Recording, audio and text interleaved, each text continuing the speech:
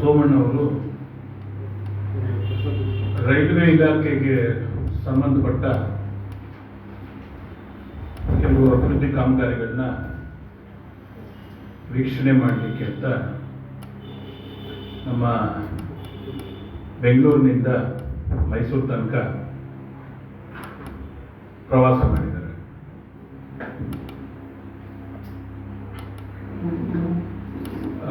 ನಿನ್ನೆ ಪ್ರತಿ ರೈಲ್ವೆ ನಿಲ್ದಾಣಗಳಲ್ಲಿ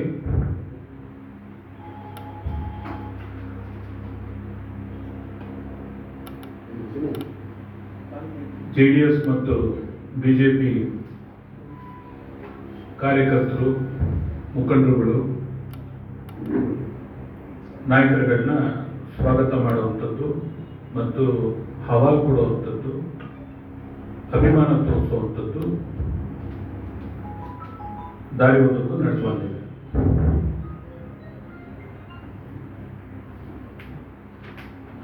ಅನೇಕ ನಾಯಕರುಗಳು ನನ್ನನ್ನು ಕೂಡ ನೀವು ಬನ್ನಿ ಅವ್ರಿಗೊಂದು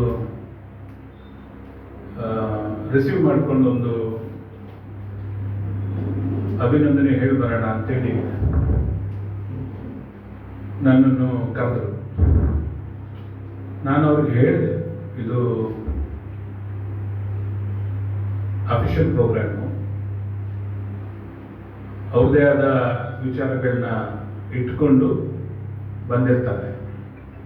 ಆ ಆಧಾರದಲ್ಲಿ ಅವರು ಕಾರ್ಯಕ್ರಮಗಳನ್ನ ಮಾಡ್ಕೊಂಡು ಹೋಗ್ತಾರೆ.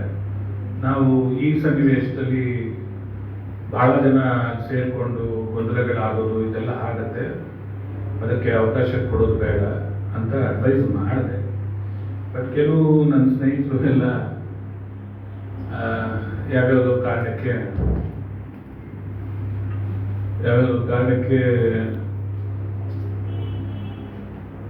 ಬಲವಂತ ಮಾಡಿದ್ರು. ನಾನು ಕೂಡ ಹೋಗಿದ್ದೆ ಶ್ರೀರಂಗಪಟ್ಟಣಕ್ಕೆ ಅವ್ರನ್ನ ವೆಲ್ಕಮ್ ಮಾಡೋಕ್ಕೆ ಅಂತ. ರೈಲ್ ಬಂತು, ಅವರು ಹಿಂದ್ಗಡೆ ಕೋಚ್ನಲ್ಲಿದ್ದರು, ಕಡೆಯ ಕೋಚ್ನಲ್ಲಿ. ನಮಗೂ ಗೊತ್ತಿರಲಿಲ್ಲ ಅದು ಅಲ್ಲಿ ಇರ್ತಾರೆ ಅಂತ. ನಾವು ಮಧ್ಯಭಾಗದಲ್ಲಿ ಇರ್ತಾರೆ, ಮಧ್ಯದಲ್ಲಿ ಇದ್ದು ಅವ್ರಿಗೊಂದು ಗೌರ್ಮೆಂಟ್ ಮಾಡೋಣ, ಒಂದು ಶಾಲು ನಮ್ಮ ಮೈಸೂರು ರೇಷ್ಮೆ ಶೈಲಿ ಹೊರಿಸ್ಬಿಟ್ಟು ಅವ್ರ ಕಾರ್ಯಕ್ರಮ ಮುಂದುವರಿಲಿ ಅಂತ ಅಭಿನಂದಿಸಕ್ಕೆ ಅಂತೇಳಿ ನಾವಲ್ಲಿ ಹೋಗಿದ್ವಿ. ಆ ರೈಲು ಕೊನೆ ಭಾಗದಲ್ಲಿ ಇದ್ದಂಥ ಮುಖಂಡರುಗಳು ಬಹುಶಃ ಆ ಕೊನೆ ಬೋಗಿಲೆ ಕೆಳಗಡೆ ಇಳಿದು ಅಲ್ಲಿದ್ದಂಥ ಒಂದಷ್ಟು ಜನ ಕಾರ್ಯಕರ್ತರನ್ನ ಮಾತಾಡಿಸಿ ಮತ್ತೆ ರೈಲು ಹಾರಿಸ್ಬಿಟ್ರು.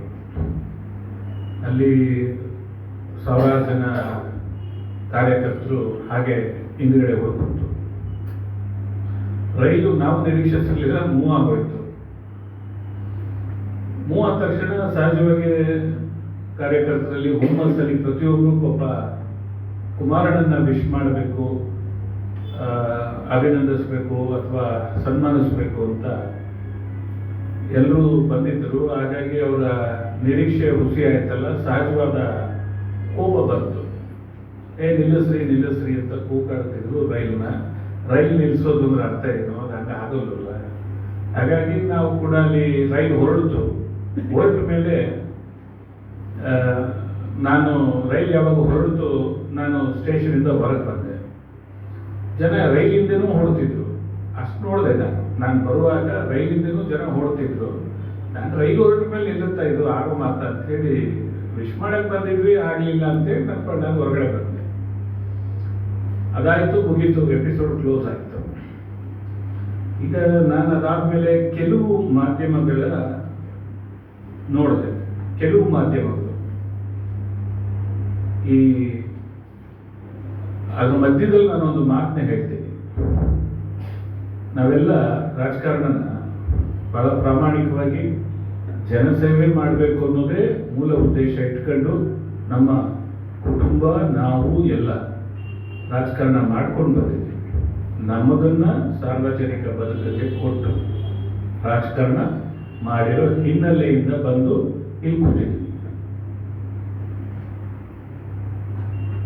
ಇವತ್ತು ಯಾರೋ ಅವಿವೇಕಕ್ಕೆ, ಯಾರೋ ಬೇಜವಾಬ್ದಾರಿತನಕ್ಕೆ ಕೆಟ್ಟ ಹೆಸರು ನಾವು ಹೊರಗೆ ತಯಾರಿಲ್ಲ.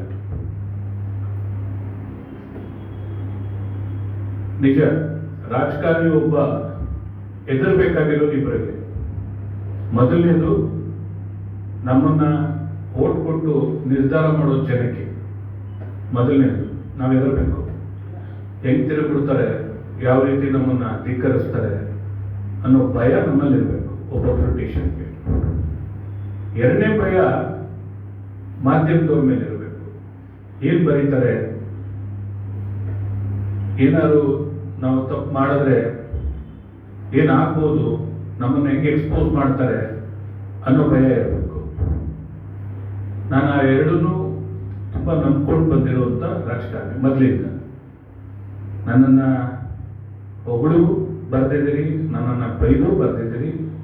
ಇಷ್ಟು ದಿವಸ ಎಲ್ಲ ಥರನೂ ನೋಡಿದ್ದೀನಿ, ಯಾವುದೂ ತಪ್ಪಿಲ್ಲ. ಬಹಳಷ್ಟು ವಿಚಾರಗಳು ನಮ್ಮ ಗರ್ವಿಂದ ನಡೆಯೋದನ್ನ ನಮ್ಮನ್ನು ಎಚ್ಚರಿಸಿದ್ದೀರಿ. But to the first time ಈ ಕೆಲವು ಪತ್ರಿಕೆಗಳಲ್ಲಿ, ಪ್ರಜಾವಾಣಿಲಿ ಒಂದು ಆರ್ಟಿಕಲ್ ಬಂದಿದೆ. ಅಲ್ಲಿಯ ಸ್ಥಳೀಯ ವರದಿಗಾರ, ಪ್ರಜಾವಾಣಿ ಬಗ್ಗೆ ಸಹಜವಾದ ಗೌರವ ತುಂಬ ಇದೆ. ಯಾಕೆಂದ್ರೆ ತಲಾಂತರದಿಂದ ಈ ಪತ್ರಿಕೆ ಇರ್ತಕ್ಕಂಥದ್ದು ಅದರದೇ ಆದ ಒಂದು ಇದೆ, ಕ್ಲಾಸೇ ಇದೆ ಇದಕ್ಕೆ. ಅಲ್ಲಿಯ ವರದಿಗಾರ ನಂಜೇಗೌಡ ಅಂತ, ಆಮೇಲೆ ಯಾರೋ ಇನ್ನೊಬ್ಬ ನಾಗೇಗೌಡ, ಅವನೊಬ್ಬ ಏಜೆಂಟ್ ತರ ಬಿಹೇವ್ ಮಾಡ್ತಾನೆ ನಿಮ್ಮ ಪತ್ರಿಕಾ ಇದರಲ್ಲಿ. ಏನು ಇವರೆಲ್ಲ ಕಟ್ಟಾಕೋದು ಹೆಂಗೆ ಇವ್ರನ್ನ? ಯಾರು ಇವ್ರಿಗೆಲ್ಲ ಇಷ್ಟೊಂದು ಇಷ್ಟ ಬಂದಂಗೆಲ್ಲ ಮಾಡ್ಬೋದು ಅನ್ನೋ ಅಧಿಕಾರ ಕೊಟ್ಟಿರೋರು ಯಾರು ಇವ್ರಿಗೆ? ಅವ್ರಿವ್ರು ಬ್ರೋಕರ್ ಕೆಲಸ ಮಾಡಬೇಕು ಅಂದ್ರೆ ಅಲ್ಲೆಲ್ಲ ನಿಂತ್ಕೊಂಡು ಮಾಡ್ಲಿ, ಯಾರ್ದಾರ ಗುಲಾಮ್ಗಿರಿ ಮಾಡಬೇಕು ಅಂದ್ರೆ ಅವ್ರ ಮನೆಗೆ ಹೋಗಿ ಮಾಡ್ಲಿ. ಪತ್ರಿಕೋದ್ಯಮದಲ್ಲಿ ಇಟ್ಕೊಂಡು ಅವ್ರ ಇಚ್ಛೆ ಬಂದಂಗೆಲ್ಲ ಇಷ್ಟೊಂದು ಕೆಟ್ಟದಾಗಿ ನಡ್ಕೊಳ್ಳುವಂಥದ್ದನ್ನ ತುಂಬಾ ಅಸಹ್ಯ ಇದೆಲ್ಲ. ಒಬ್ಬ ಬರೀತಾನೆ, ಒಂದು ನಂಜೇಗೌಡ ಅನ್ನೋನಲ್ಲಿ,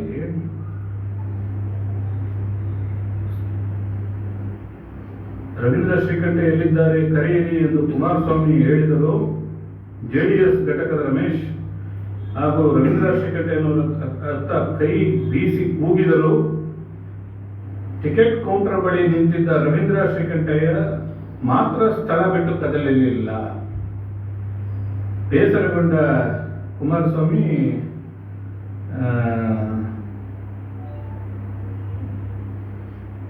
ಅಲ್ಲಿಂದ ತೆರಳಿದರು ಅಂತ ಬರೆದಿದೆ.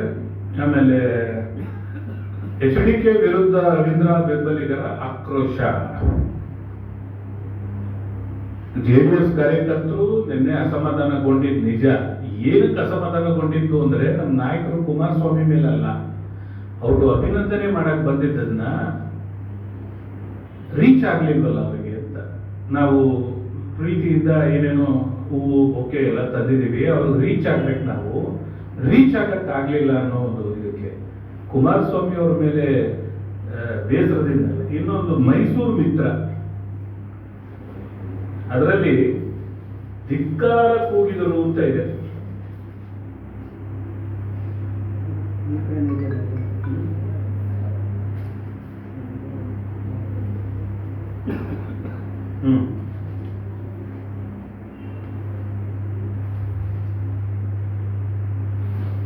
ರವೀಂದ್ರ ಶ್ರೀಕಂಠಯ್ಯ ಬೆಂಬಲಿಗರಿಂದ HDKಗೆ ಧಿಕ್ಕಾರ ಅಂತ ಬರ್ದಿದ್ದಾರೆ. ಏನಿದ್ರ ಅರ್ಥ? ಅಲ್ಲಿಗೆ ಅವನು ವಿನಯ್ ಅಂತೇಳಿ ನಮ್ಮ ರಿಪೋರ್ಟರ್ ಇದ್ದಾನೆ, ನಾನು ಫೋನ್ ಮಾಡಿದ್ದೆ, ಏನಪ್ಪಾ ವಿನಯ್ ನೀನ್ ಬರ್ದಿದ್ಯಾ ಈ ತರ ಧಿಕ್ಕಾರಕ್ಕೆ ಹೋಗಿರೋದಕ್ಕೆ ನನ್ನ ಹತ್ರ ದಾಖಲೆ ಇದೆಯಾ, ಸ್ವಲ್ಪ ಡಿಗ್ನಿಫೈಡ್ ಆಗಿ ನಡ್ಕೊಳ್ಳೋಕೆ ಏನಾಗಿದೆ ಅಂತ ಕೇಳಿದೆ. ಅಣ್ಣ ನಾನ್ ಬರ್ದಿಲ್ಲ ಇದನ್ನ, ನಾನ್ ಬರ್ದಿಲ್ಲ, ನಮ್ಮ ಇದರಲ್ಲಿ ಏಜೆಂಟ್ಗಳಾಗ್ಬಿಟ್ಟಿದ್ದಾರೆ ಕೆಲವರು, ಎಲ್ಲ ಸುದ್ದಿ ಹಾಕಿ ಎಲ್ಲರಿಗೂ ಫಾರ್ವರ್ಡ್ ಮಾಡಿ ಬರೆಸ್ತಾರೆ ಈ ಏಜೆಂಟ್ಗಳು ಅಂತ ಆತ ಹೇಳ್ತಾನೆ.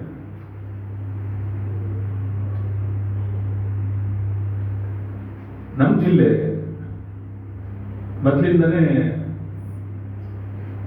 ರಾಜಕಾರಣಕ್ಕೆ ಹೆಸರು ಮಾಡಿ ಬಂದಿರುವಂತ ಜಿಲ್ಲೆ. ಯಾರ ಹಂಗು ಆಶ್ರಯ ಇಲ್ಲದೆ ಜಿಲ್ಲೆಯ ಜನ ಅವರವ್ರ ನಿರ್ಧಾರನ ಬಹಳ ನೀಟಾಗಿ ಎಕ್ಸ್ಪ್ರೆಸ್ ಮಾಡ್ತಾರೆ. ಈ ಮಧ್ಯದಲ್ಲಿ ನಾವೆಲ್ಲ, ನನ್ನ ವೈಯಕ್ತಿಕವಾಗಿ ನಾನೇ ಒಂದು 38 ವರ್ಷ ರಾಜಕೀಯ ಅನುಭವ ಇದೆ ನನಗೆ. 38 ವರ್ಷ ರಾಜಕಾರಣ ಅನುಭವ ನನಗಿರೋವಂಥದ್ದು.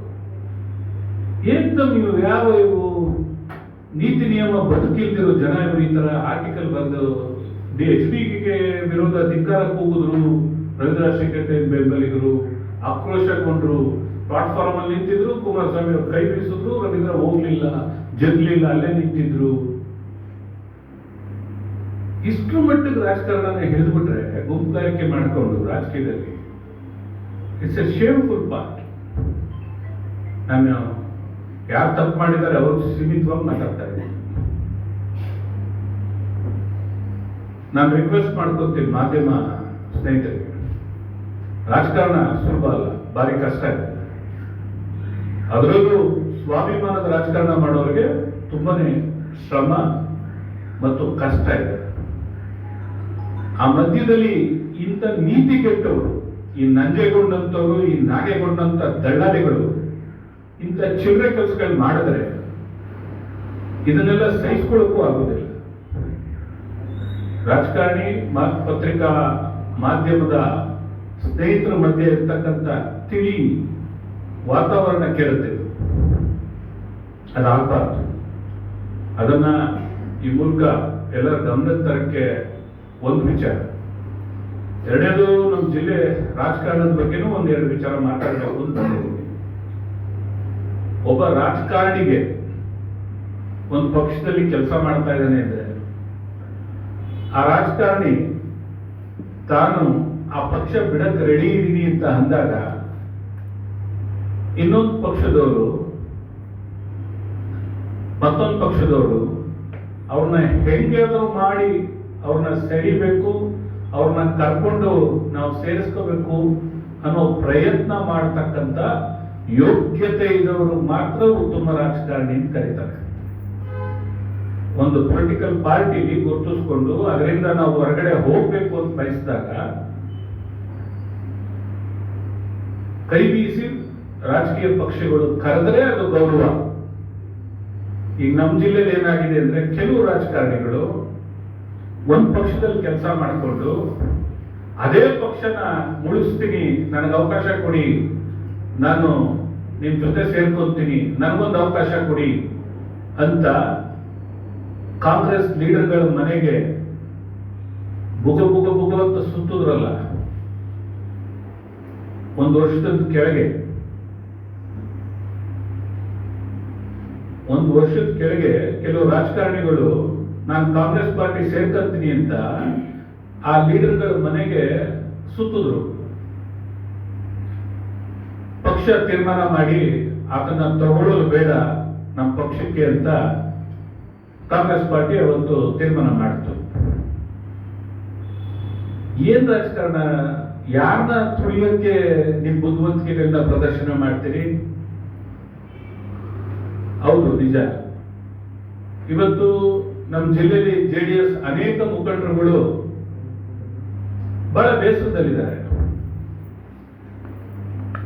ಅದಕ್ಕೆಲ್ಲ ಬೇರೆ ಯಾರು ಕಾರಣರಲ್ಲ, ಕುಮಾರಣ್ಣನೂ ಅಲ್ಲ, ಅಥವಾ ನಿಖಿಲ್ ಕುಮಾರಸ್ವಾಮಿ ಅವರು ಅಲ್ಲ, ಯಾರು ಅಲ್ಲ, ನಮ್ಮ ಜಿಲ್ಲೆಯ ಕೆಲವು ರಾಜಕಾರಣಿಗಳೇ ಇದಕ್ಕೆಲ್ಲ ಕಾರಣ. ಅವರಿಗೆ ಈ ಪಕ್ಷನ ಬೇರೆ ರಾಜಕೀಯ ಪಕ್ಷಗಳ ಜೊತೆಲಿ ಮಾಟಿಗೇಜ್ ಮಾಡಬೇಕು ಅಂತ ಪಾಪ ಆಸೆ ಇಟ್ಕೊಂಡಿರುವಂತ ನಾಯಕರುಗಳು ನಮ್ಮ ಜಿಲ್ಲೆಯಲ್ಲಿದ್ದಾರೆ. JDS ಪಕ್ಷನ ಬೇರೆ ರಾಜಕೀಯ ಪಕ್ಷಗಳ ಜೊತೆಲಿ ಮಾಟಿಗೇಜ್ ಅಂದ್ರೆ ವಿಲೀನ, ಅಡಮಾನ ಇಡೋದು, ಹೇಗಾದ್ರೂ ಮಾಡ್ಬಿಡ್ಬೇಕು ಅನ್ನೋ ಆಸೆಯಲ್ಲಿದ್ದಾರೆ. ಅಧಿಕಾರದ ಆಸೆಗೆ, ಅಧಿಕಾರದ ಆಸೆಗೆ ಅವರು ಮಾರ್ಟಿಗೇಜ್ ಮಾಡಕ್ಕೆ ಕೆಲವು ರಾಜಕೀಯ ಪಕ್ಷಗಳು ನಿಂತಿದ್ದಾರೆ, ಮುಖಂಡರುಗಳು. ಸಾರಿ,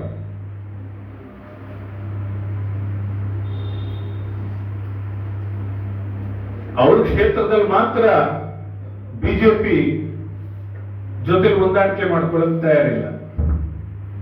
ಅಲ್ಲೂ ಕೆಲವು ಚುನಾವಣೆಗಳಾಯ್ತು ಈಗ ರೀಸೆಂಟ್ ಆಗಿ. ಆ ಜಾಗಗಳಲ್ಲಿ ಅವರು ರಾಜಿ ಮಾಡ್ಕೊಳ್ಳೋಕೆ ಬಿಜೆಪಿ ಅವ್ರ ಜೊತೆಲಿ ತಯಾರಿರಲಿಲ್ಲ. ಜಿಲ್ಲೆಯಲ್ಲಿ ಮಾತ್ರ ಆಗ್ಬೇಕಲ್ಲ.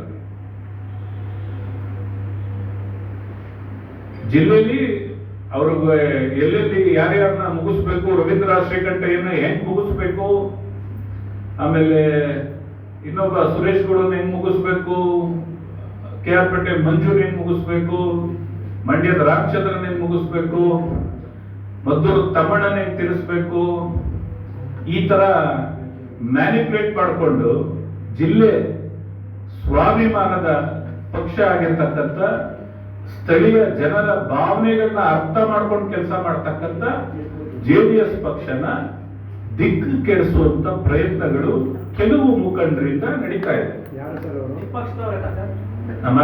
ಅದನ್ನೇ ಹೇಳ್ತಾ ಇರೋದು, ಅವ್ರ ಪಕ್ಷದವ್ರನ್ನೇ ಹೇಳ್ತಾ ಇರೋದು.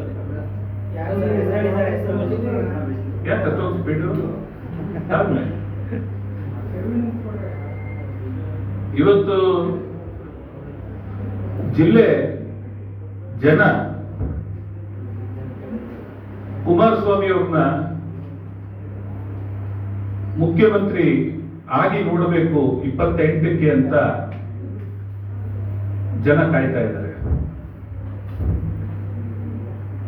ಜನರ ಅಭಿಪ್ರಾಯಗಳೇ ಬೇರೆ ಆಗಿದೆ. ಈ ಕೆಲವು ಮುಖಂಡರ ಅಭಿಪ್ರಾಯನೇ ಬೇರೆ ಆಗಿದೆ. ವೈಯಕ್ತಿಕ ಲಾಭಕ್ಕೆ ಇಡೀ ಪಕ್ಷನ ಬುಡನ ಅಲ್ಲಾಡಿಸುವಂತ ಕೆಲಸನ ಕೈ ಹಾಕಿದ್ದಾರೆ.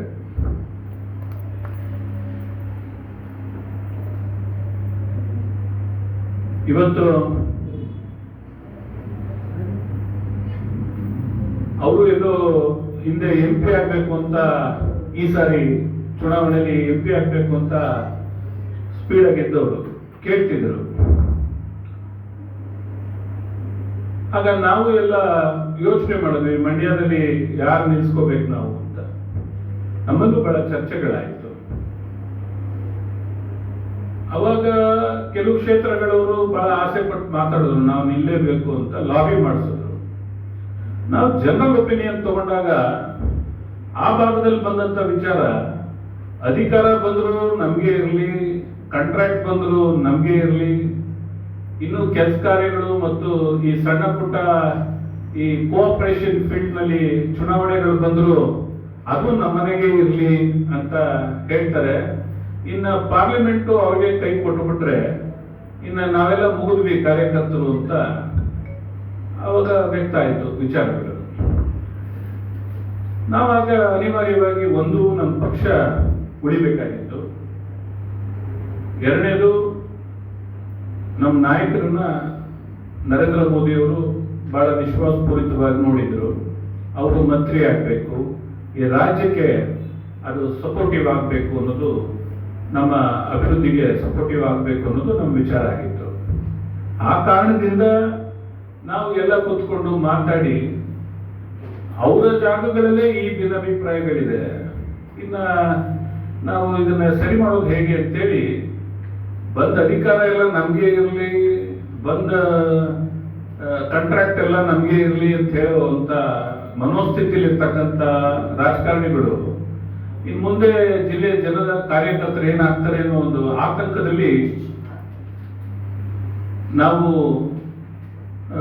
ಇದೀವಿ ಅನ್ನೋ ತರ ಅಲ್ಲಿ ವ್ಯಕ್ತ ಆದಾಗ ನಾವು ಅನಿವಾರ್ಯವಾಗಿ ಕುಮಾರಣ್ಣವ್ರನ್ನ ಒತ್ತಾಯ ಪೂರ್ವಕವಾಗಿ ಒಪ್ಪಿಸಿ ಅವ್ರನ್ನ ಚುನಾವಣೆಗೆ ನಿಲ್ಲಿಸಿದಂತ ಪ್ರಸಂಗ. ಅದಾದ ನಂತರ ಪಾಪ ಆಕ್ರೋಶ, ಎಲ್ಲರನ್ನೂ ರಾಜಕೀಯವಾಗಿ ಮುಗಿಸ್ಬಿಡ್ತೀನಿ, ಎಲ್ಲರನ್ನೂ ಬುಡಕಿತ್ತಾಕ್ಬಿಡ್ತೀನಿ, ಏನೆಲ್ಲ ದೇವೇಗೌಡರು, ಕುಮಾರಸ್ವಾಮಿ ಅವರು ಇಂಥ ಅನೇಕರನ್ನ ನೋಡಿ ರಾಜಕಾರಣ ಮಾಡ್ಕೊಂಡು ಬಂದಂಥವ್ರು. ಅವ್ರಿಗೆ ಗೊತ್ತಿದೆ ಯಾರ್ಯಾರು ಯಾವ್ಯಾವ ಉದ್ದೇಶಕ್ಕೆ ರಾಜಕಾರಣ ಮಾಡ್ತಾ ಇದ್ದಾರೆ ಅಂತಲೂ ಗೊತ್ತಿದೆ.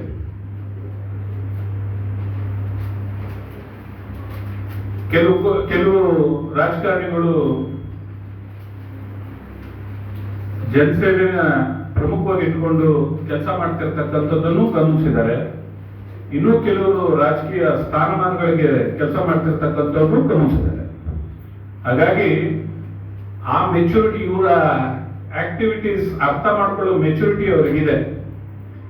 ಜಿಲ್ಲೆಯಲ್ಲಿ JDS ನ ಇಂಥವ್ರು ಯಾರು ಅಲ್ಲಾಡ್ಸಕ್ ಸಾಧ್ಯ ಇಲ್ಲ.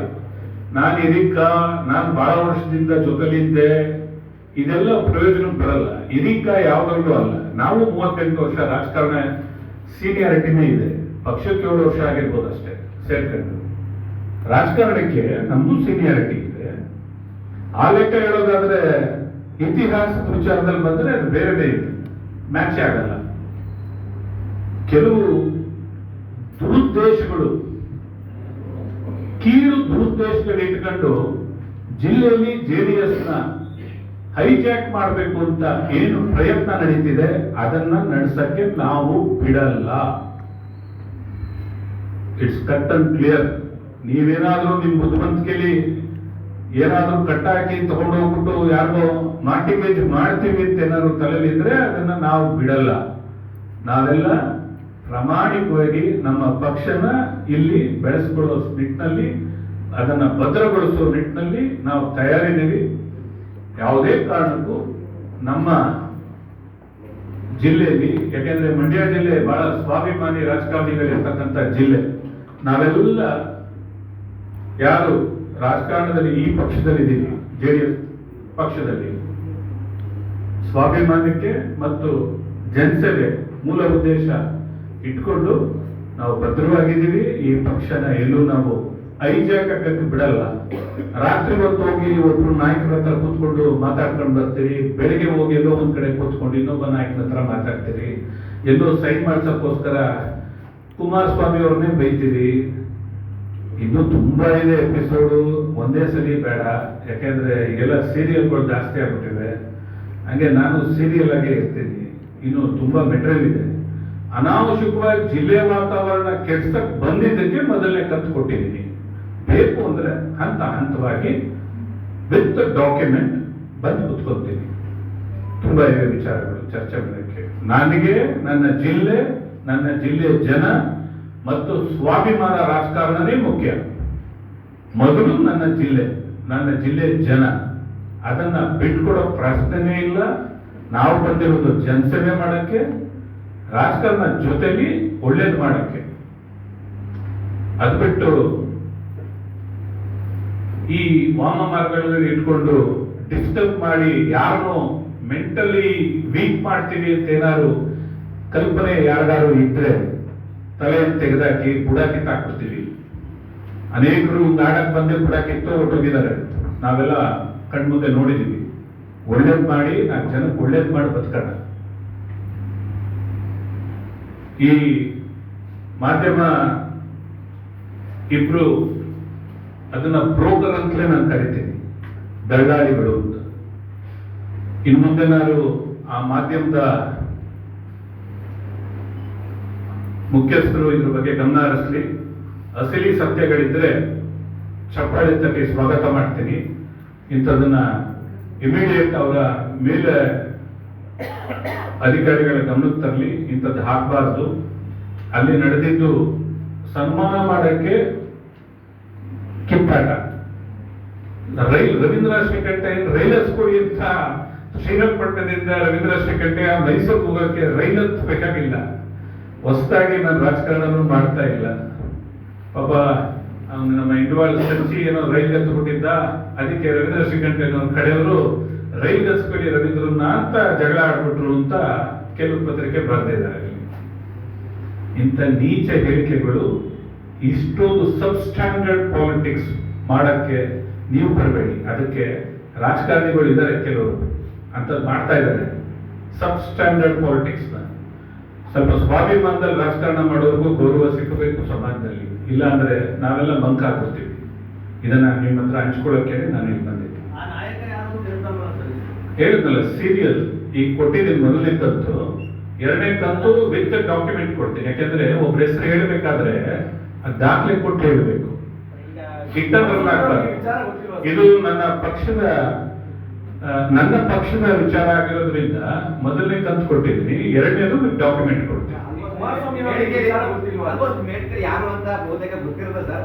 ಹೆಸರು ಬಳಸ್ಬೋದಾ ಅಂತ ಹೇಳಿದ್ರು. ನಾ ಹೇಳಿದ್ನಲ್ಲ ಅಲ್ಲಿ ಡಾಕ್ಯುಮೆಂಟ್ ಕೊಡ್ತೀನಿ. ಈಗ- ನಾನೊಬ್ಬ ಮಾಜಿ ಶಾಸಕನಾಗಿ ಹೆಸರನ್ನ ಹೇಳದೆ ಇವತ್ತು ಮುಗಿಸಿದ್ದೀನಿ. ಹೆಸರು ಹೇಳಬೇಕು ಅಂದಾಗ ನನ್ನ ಹತ್ರ ದಾಖಲೆಗಳಿದೆ, ಆಡಿಯೋ ರೆಕಾರ್ಡಿಂಗ್ಗಳಿವೆ, ಇನ್ನೂ ಬೇರೆ ದಾಖಲೆಗಳಿವೆ. ವಿತ್ ಡಾಕ್ಯುಮೆಂಟ್ ಕೊಡೋ ಸನ್ನಿವೇಶ ಬಂದು ನಾನು ಕೊಡ್ತೀನಿ. ಯಾವ ಪಕ್ಷದವರ ಜೊತೆ ಆಲೋಚನೆ ಮಾಡಿದ್ರೆ ಯಾವ್ದೋ ಜೊತೆ ಸೇರ್ಕೊಂಡು ನಿಮ್ಮನ್ನೇ ತುಳಿತಾವ್ರ ಅಂತ. ಆ? ಬೇರೆ ಪಕ್ಷದವ್ರ ಜೊತೆ ಸೇರ್ಕೊಂಡು ನಿಮ್ಮನ್ನೇ ತುಳಿತಾವ್ರ ಅಂತ. ಬಿಜೆಪಿ ಮತ್ತು ಕಾಂಗ್ರೆಸ್ ಅತೃಪ್ತ ಆತ್ಮಗಳ ಜೊತೆ ಸೇರ್ಕೊಂಡು ಜೆಡಿಎಸ್ ನ ಹೈಜಾಕ್ ಮಾಡೋ ಪ್ರಯತ್ನ ನಡೀತಾ ಇದೆ. ಇಲ್ಲ ಸರ್, ನೀವು ಹೇಳಿದ್ರಿ ನಿಮ್ ಮಳವಳ್ಳಿ ಕ್ಷೇತ್ರ ಬಿಟ್ಟು ಎಲ್ಲಾ ಕ್ಷೇತ್ರದ ವಿಚಾರವನ್ನು ಹೇಳಿದ್ರಿ ಸರ್. ಎಲ್ಲರನ್ನೂ ಮುಗಿಸಕ್ ಹೋಗ್ತಾ ಇದ್ದಾರೆ ಅಂತಂದ್ರೆ ಕುಮಾರಸ್ವಾಮಿ ಅವರಿಗೆ ಗಮನಕ್ಕೆ ಬಂದಿಲ್ವಾ? ಪಕ್ಷಕ್ಕೆ ಡ್ಯಾಮೇಜ್ ಆಗುತ್ತೆ ಅನ್ನುವಂಥ ವಿಚಾರ ಗಮನಕ್ಕೆ ಬಂದಿರಲಿಲ್ವಾ? ಖಂಡಿತ ಬಂದಿದೆ, ಅವ್ರಿಗೂ ಬಂದಿದೆ. ಅನೇಕ ಸಲ ವಾರ್ನಿಂಗ್ ಆಗಿದೆ, ಎಲ್ಲವೂ ಆಗಿದೆ, ಇದೆಲ್ಲ ಚರ್ಚೆ ಕೂಡ ಆಗಿದೆ. ಅದು ಮೀರಿ ಇಷ್ಟೊಂದು ನಡೆದಾಗ ಅನಿವಾರ್ಯವಾಗಿ ನಮ್ಮಂಥವ್ರು ಮರ್ಯಾದೆ ಉಳಿಸ್ಕೋಬೇಕಲ್ಲ. ರಾಜಕಾರಣದಲ್ಲಿ ಸ್ವಲ್ಪ ನಾವು ಜನಕ್ಕೆ ಹೇಳ್ಬೇಕಲ್ಲ, ಇದ್ರೆ ರಾಂಗ್ ಮೆಸೇಜ್ ಇಂಥದ್ದು ಮಾಡ್ತಾರಲ್ಲ. ಈಗ ನೋಡಿ, ರವೀಂದ್ರ ಸೆಕೆಂಡ್ ಧಿಕ್ಕಾರ ಕೂರಿಸುದಂತೆ ಅಂತ ಬರ್ಸಿದ್ದಾರೆ. ಅವ್ರೇನ್ ಒಂದ್ 3 ಪತ್ರಿಕೆಯಲ್ಲಿ ಒಂದೇ ಮೆಟೀರಿಯಲ್ ಇದೆ. ಕುಮಾರಸ್ವಾಮಿ ಅವ್ರು ಏನ್ ಹೇಳ್ತಾರೆ? ನೀವ್ ಕೇಳ್ಬೇಕು. ನೀವು ಮಾತ್ರ ನೀವು ನಾ ಹೇಳುದ ನಮ್ಮ ಮೊದ್ಲೇ ಹೇಳ್ಬಿಟ್ಟಲ್ರಿ, ನಾವ್ ಎದುರೋದು ಇಬ್ಬರಿಗೆ, ಒಂದು ಜನಕ್ಕೆ, ಇನ್ನೊಂದು ನಿಮ್ಗೆ. ಅದಕ್ಕೆ ಬಂದು ನನಗಾಗಿರೋ ನೋವನ್ನ ನನ್ನ ಹತ್ರ ಹಂಚ್ಕೊಂಡಿದ್ದೀನಿ. ನೆಕ್ಸ್ಟ್ ಅದರ ಇದನ್ನ ನೀವು ಮಾಡ್ಬೇಕು. ಈಗ ಅನೇಕ ವಿಚಾರಗಳು ರೀಸೆಂಟ್ ಆಗಿ ನಮ್ಮ MLA ಅವರು, ಶ್ರೀಪಟ್ಟಣದ MLA ಅವರು ಏನೇನೋ ಪ್ರೆಸ್ ಮೀಟ್ ಮಾಡಿದ್ರು. ನೀವು ಮಾರಣಿಗೆ ಬಿಟ್ಟಿದ್ದೀರ ವಿಚಾರಗಳನ್ನ, ಫಾಲೋ ಅಪ್ ಅಲ್ಲಿಲ್ಲ ನೀವು. ದಯವಿಟ್ಟು ಹಂಗೆ ಮಾಡಬೇಡಿ. ಪಾಪ ಅವ್ರು ತುಂಬಾ ನೊಂದಿದ್ದಾರೆ, ಅವ್ರ ನ್ಯಾಯ ಸಿಗ್ಬೇಕು. ಫಾಲೋ ಅಪ್ ಅಲ್ಲಿ ಇಲ್ಲ ನೀವು. ಮಾಜಿ MLA ಅವರು ಏನ್ ಸುನೀಲ್ ಪಾಪ ತುಂಬಾ ನೊಂದ್ಕೊಂಡು ಮಾಧ್ಯಮಕ್ಕೆ ಬಂದಿದ್ದಾರೆ. ಅದೆಲ್ಲ ಫಾಲೋ ಅಪ್ ಮಾಡಿ ನ್ಯಾಯ ಕೊಡಿಸ್ಬೇಕು ಅವರಿಗೆ. ಹಂಗೆ ಬಿಟ್ಬಿಟ್ರೆ ನೀವುಗಳು ತಪ್ಪಾಗತ್ತೆ. ಒಂದೊಂದೇ ದಿನಕ್ಕೆ ಮುಗಿದೋಗುತ್ತಲ್ಲ ವಿಚಾರಗಳು. ನೀವು ನೀವು ನೀವು ಎಲ್ಲರೂ ತಿದ್ದೋ ಜನ ಅಸ್ವಲ್ಪ ಬಿಟ್ಬಿಟ್ರೆ ಹೇಗೆ? ದಯವಿಟ್ಟು ತಿದ್ದಿ ಇಡೀರಿ. ಸ್ವಲ್ಪ ನಿಮ್ ಕೆಲಸನ ಸ್ವಲ್ಪ ಸ್ಪೀಡ್ ಮಾಡಿದ್ರೆ ಮಂಡ್ಯ ಜಿಲ್ಲೆ ಸುಧಾರಣೆ ಆಗುತ್ತೆ. ಇಲ್ಲಿ ಒಳ್ಳೊಳಗೆ ಅತೃಪ್ತ ಆತ್ಮಗಳಿವೆ. ಒಬ್ರಿಗೊಬ್ರು ಶಾಮೀಲ್ ಮಾಡ್ಕೊಂಡು ರಾಜಕಾರಣ ಮಾಡ್ತಾ ಇದ್ದಾರೆ. ಮಧ್ಯದಲ್ಲಿ ನಮ್ಮಂತವ್ರು ಪರದಾಡ್ತೀವಿ. ನಾವು ನೀತಿ ನಿಯಮ ಅಂತ ಹೋಗ್ತೀವಲ್ಲ. ಹಾಗಾಗಿ ಅಲ್ಲ, ನೀವು ನೇರವಾಗಿ ಮಾಧ್ಯಮಗಳ ಮೇಲೆ ಹೇಳ್ತಾ ಇದ್ರಿ ಈಗ. ಅದೇ ಇಲ್ಲಿ ನೋಡ್ಕೊಂಡು ಬಂದಲ್ಲ. ಅಲ್ಲ, ಈಗ ನೀವು ಇನ್ನೊಂದು ವಿಚಾರ ತಂದ್ರಿ. ಎಲ್ಲ MLA ಅವರು, ನಮ್ಮ ಕ್ಷೇತ್ರದ MLA ಅವರು ತುಂಬಾ ನೊಂದ್ಕೊಂಡು ಬಂದು ಸರ್ಕಾರದ ವಿರುದ್ಧವಾಗಿ ಬಂದು ಅವರು ದುಃಖ ತೋಡ್ಕೊಂಡಿದ್ದಾರೆ. ಮಂತ್ರಿ ಇನ್ವಾಲ್ವ್ಮೆಂಟ್ ಅಂತ ಹೇಳಿದ್ದಾರೆ. 106 ಎಕರೆ ಸರ್ಕಾರಿ ಜಮೀನು ಹೊಟ್ಟೋಯ್ತು ಅಂತ ಹೇಳಿದ್ದಾರೆ. ಪಾಪ ಅವ್ರಿಗೆ ನ್ಯಾಯ ಸಿಕ್ಕಿಲ್ಲ. ಅವತ್ತಿಂದ ವಿಚಾರ ಮುಗಿದೋಯ್ತು. ಒಂದಿನ ಪತ್ರಿಕೆಯಲ್ಲಿ ಬಂತು, ನೆಕ್ಸ್ಟ್ ಬಿಟ್ಬಿಟ್ಟಿದ್ದೀರಿ. ಹಂಗ್ ಮಾಡಬೇಡಿ ಅಂತ. ಜನಕ್ಕೆ ನ್ಯಾಯ ಬೇಕಲ್ಲ. ನಮ್ಮ MLA ಅವರು ತುಂಬಾ ನೊಂದಿದ್ದಾರೆ. ಸಿವಿಲ್ ಡಿಸ್ಪ್ಯೂಟ್ಗಳನ್ನ ನಾವು ಜಾಸ್ತಿ ಇದು ಮಾಡಕ್ ಹೋಗಕ್ಕಾಗಲ್ಲ. ಇಲ್ಲ, it's not A civil dispute. ಅವ್ರು ಹೇಳ್ತಾರೆ, ಅಲ್ಲ ಅದನ್ನ ಮಾಡಕ್ ಇನ್ನೊಂದು ದಿವಸ ಬರ್ತೀನಿ. ನನಗೆ ಇದು ಡೈವರ್ಟ್ ಆಗಕ್ಕೆ ಇಷ್ಟ ಇಲ್ಲ. ಅಲ್ಲ, ಅದಕ್ಕೆ ಬರ್ತಾ ಇದ್ವಿ. ಇಲ್ಲಿ ನಮ್ಮ ಶಾಸಕರಿಗೆ ಅನ್ಯಾಯ ಆಗಿದೆ. ಅವರು ಪ್ರೆಸ್ ಮೀಟ್ ಮಾಡಿದ್ದಾರೆ. ದಯವಿಟ್ಟು ಅವ್ರು ನ್ಯಾಯ ಕೊಡಿ ಅಂತ ಈ ಮೂಲಕ ನಿಮ್ಮನ್ನ ಅಂತಿಮವಾಗಿ ಅಲ್ಲ ಕೇಳ್ಕೊಂಡು. ಸರ್, ಅದೇ ವಿಚಾರ ಮಾಧ್ಯಮದ ಮೇಲೆ ಹೇಳ್ತಾ ಇದ್ವಿ. ನೀವೇನೇ ನೆಕ್ಸ್ಟ್ ಫಾಲೋ ಅಪ್ ಅಲ್ಲಿ ಖಂಡಿತ ವಿತ್ ಆಲ್ ಡಾಕ್ಯುಮೆಂಟ್ ಆಗುತ್ತೆ. ನೀವು ಮಾಡಿ ನಿಮ್ ಕೆಲ್ಸನ ರಾಜಕಾರಣಿಯಾಗಿ ನನ್ನ